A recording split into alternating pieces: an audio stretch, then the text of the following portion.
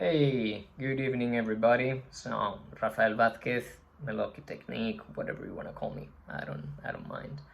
Um, yeah, what a day. So lessons are over. Quite tired. Baby sleeping peacefully. So I cannot make a video, making crazy noises.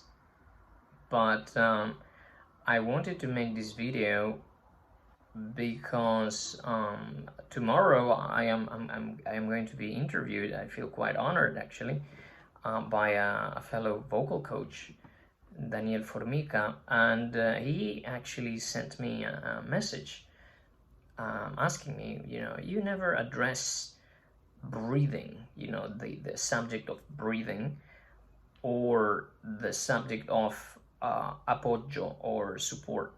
So I'm going to try to address both subjects in one video, and if I cannot, that possibly I will not be able to do it because I have this vocation, like being a priest, and I just preach and preach and preach, and I just talk and talk and talk, and I don't want to bore you guys to death.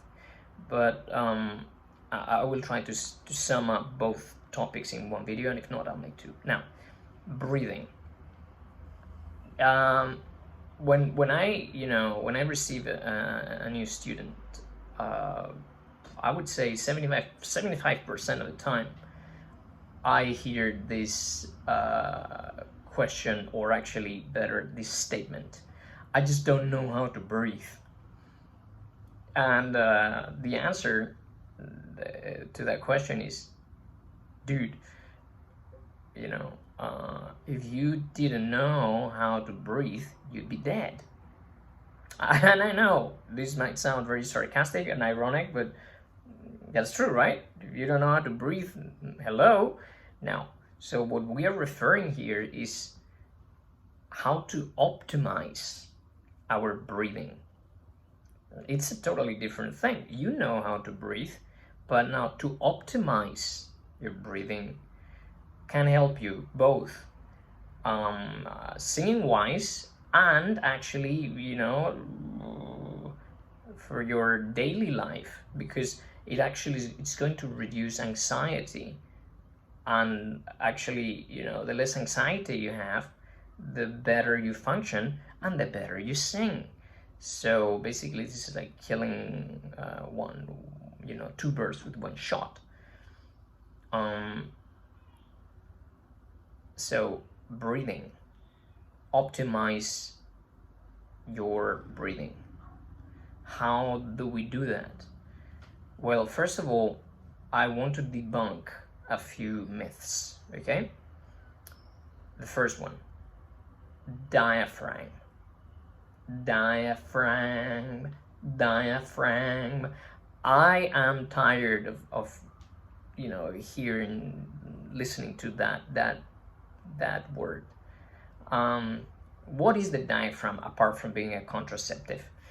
The diaphragm is an involuntary muscle, which means you do not have direct control over your diaphragm. Sorry, maybe there is a lot of hate going on now, but that's the truth. It's like the heart, for example, or or the perhaps the lungs, but especially the heart, I would say. So imagine that I tell my heart, stop, right? Just for fun, right? You can't. Well, the same happens with your diaphragm.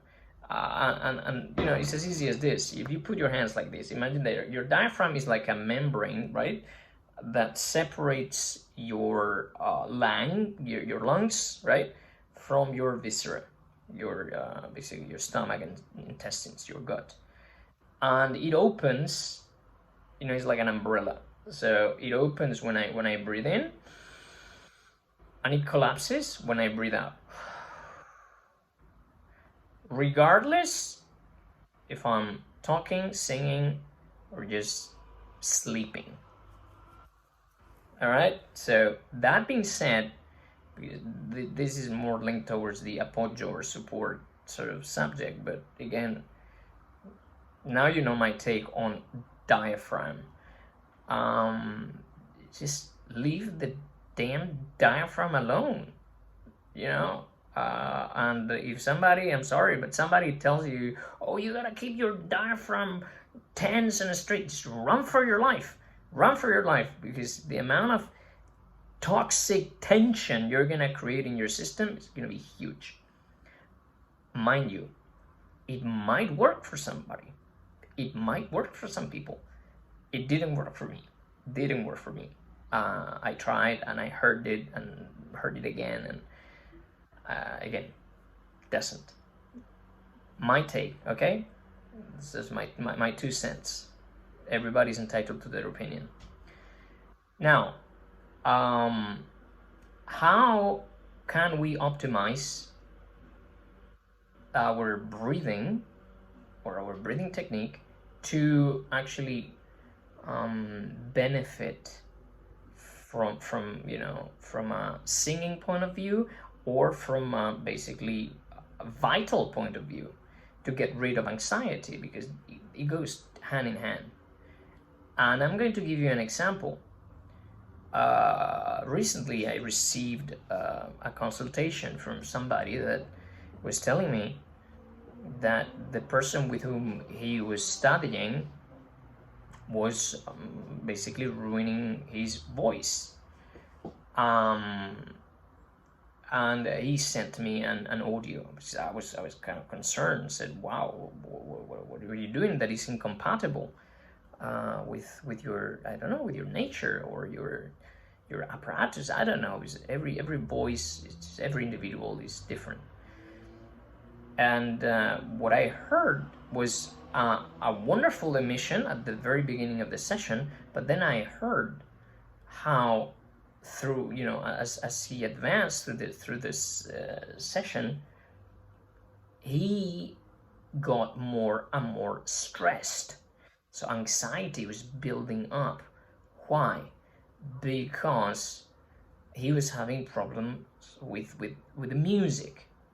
Okay, with intonation and measurements, like solfeggio, I don't know, so with the music, with the piece, right? By the way, tenors, we don't know how to count, but hey.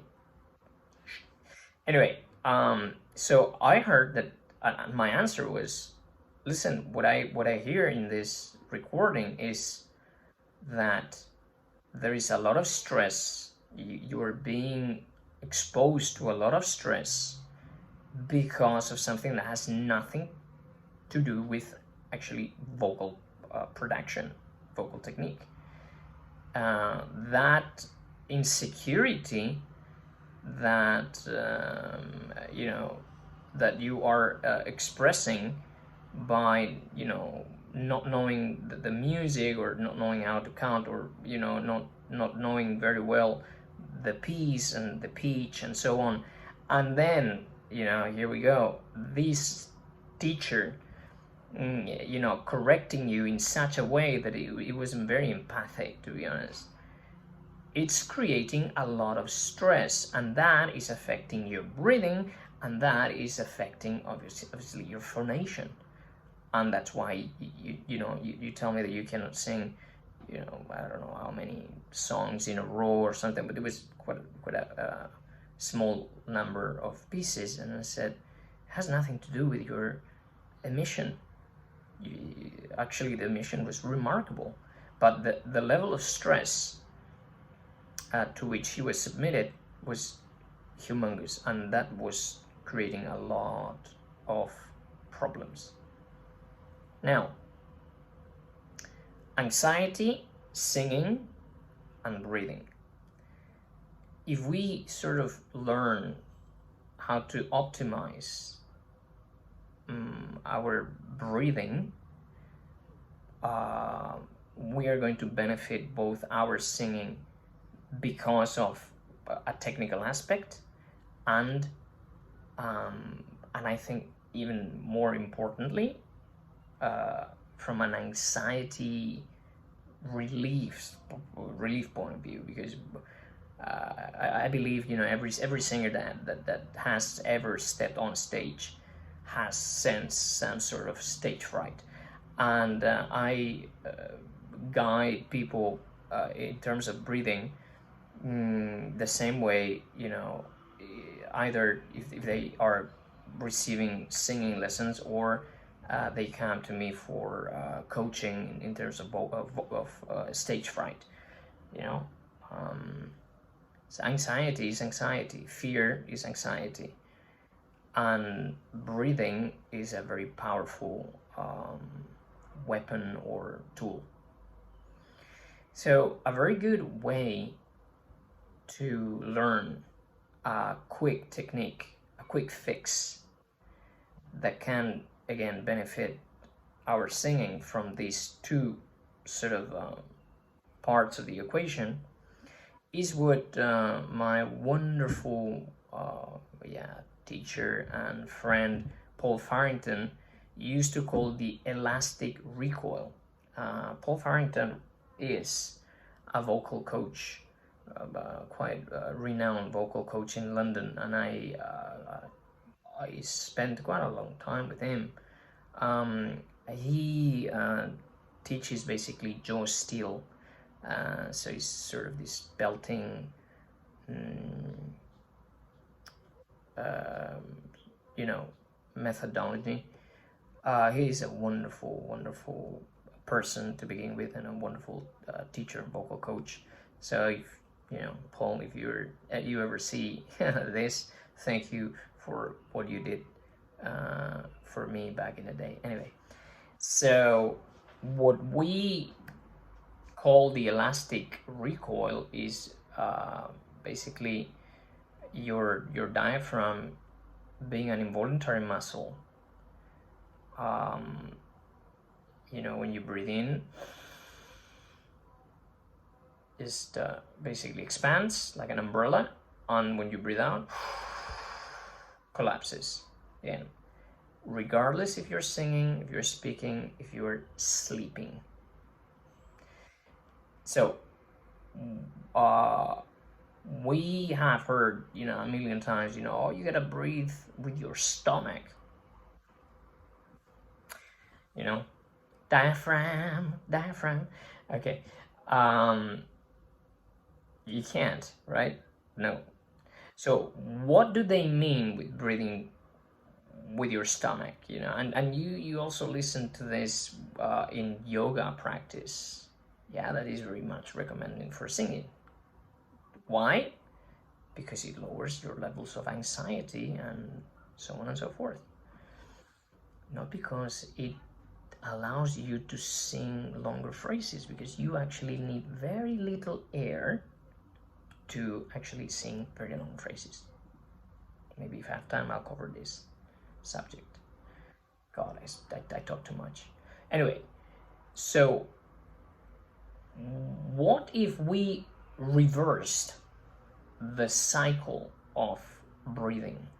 Haha, there we go. This is very oriental in a way. If you guys have come across some Qigong or Tai Chi Chuan and stuff, they talk about this all the time. But here in the Western world, we don't talk that much about it.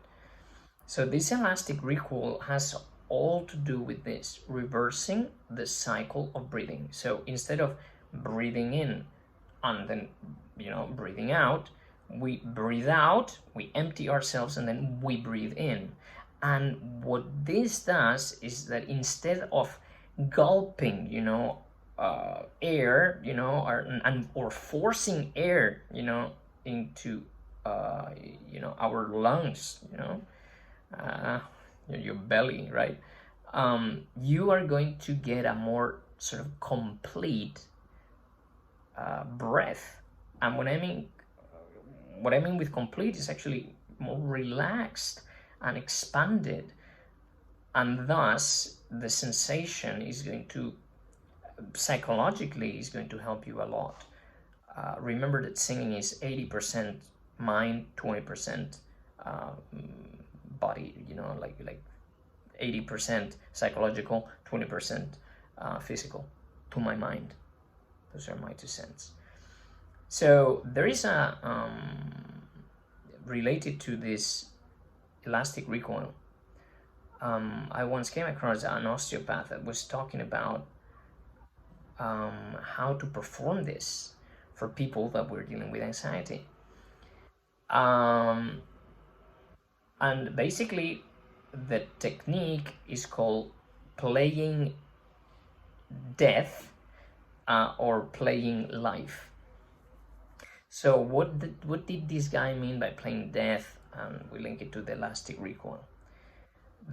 That we reverse the cycle of breathing to teach our bodies to actually optimize the elasticity of that diaphragm, that is going to open and collapse. So we allow the air in a passive way, not in an active way. This is the thing.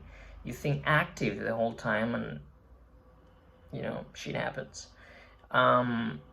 So what we do is basically we take a little bit of earth or air, a little bit of earth, not earth, air, too tired, okay? And then we're going to blow it out and we're going to draw our tummy in, okay? And we're going to remain in that position until it's unbearable, until you believe you are going to suffocate and die. And at that point, you are going to allow the air to come in. Don't force it. Don't try to gather, as much air as you can. No. It's actually the opposite. So, like Robin Bowman would say, allow yourself to be breath. Holy cow, man, I don't know how I survived college. So, so I take a little bit of air. I breathe out.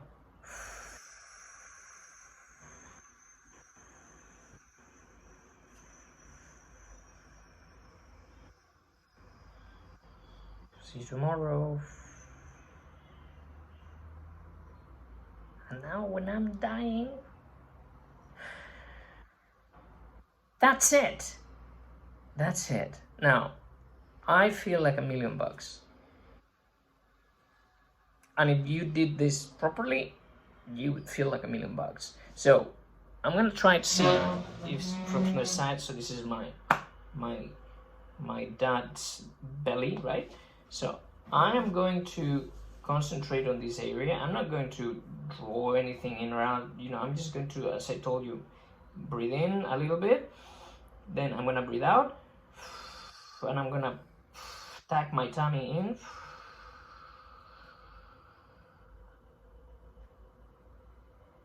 And when I cannot breathe out and I don't have any more, I just let the air come in. Ta-chan! Right. That's it. Now, why do we see the belly protruding? Well, very simple, because by doing this, we are allowing, not doing actively, the diaphragm to expand, to lower. We are allowing it. Yeah? Okay, so yes, the diaphragm can be sort of influenced a bit by other muscles, right? But, I'm not that kind of guy that's going to talk about science. The rectus abdominis and the serratus and the,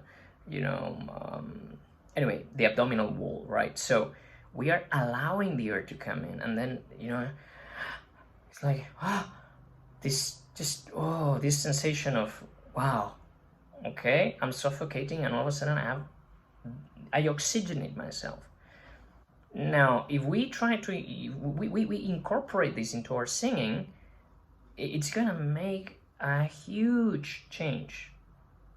It's going to change your game in terms of technique and in terms of anxiety. And actually, the anxiety part is much bigger than the technical part, to my mind.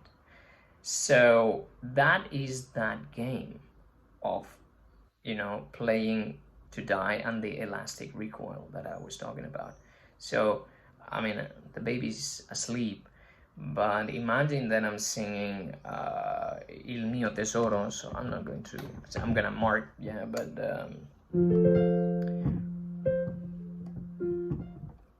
and there is this very long phrase in Il mio tesoro, right?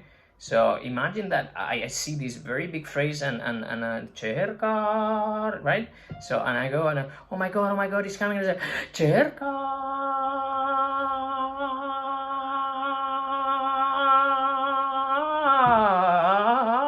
te di asciugar.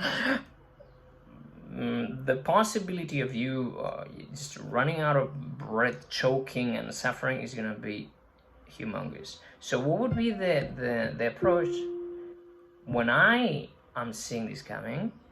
I empty myself, then so I take all the air out, right, and then I allow it to come in. Sugar,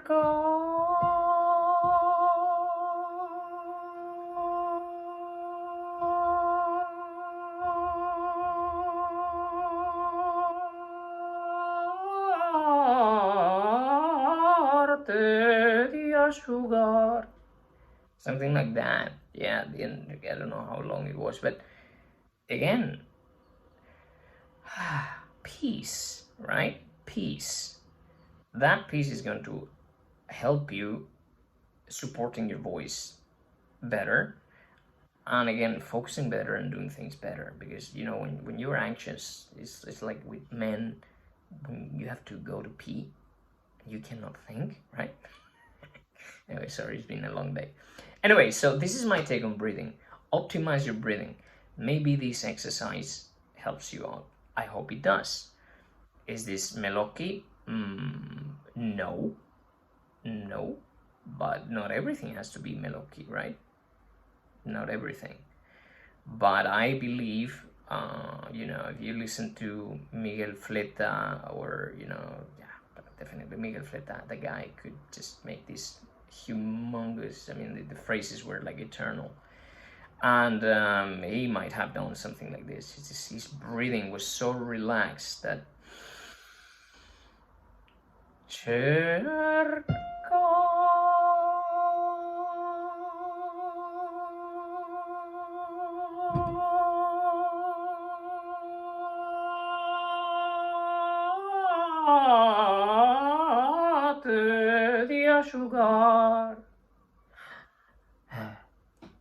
And that's it. Okay, well, I think that's all for today. I hope this helps, because otherwise we're all wasting our time. Once again, until the haters come down, just, you can write me an email anytime, and I'll be very happy to answer any questions. Part 2 will come. Apoyo, support, very much related to this. All right, have a great evening, and thank you for listening. Yeah, bye.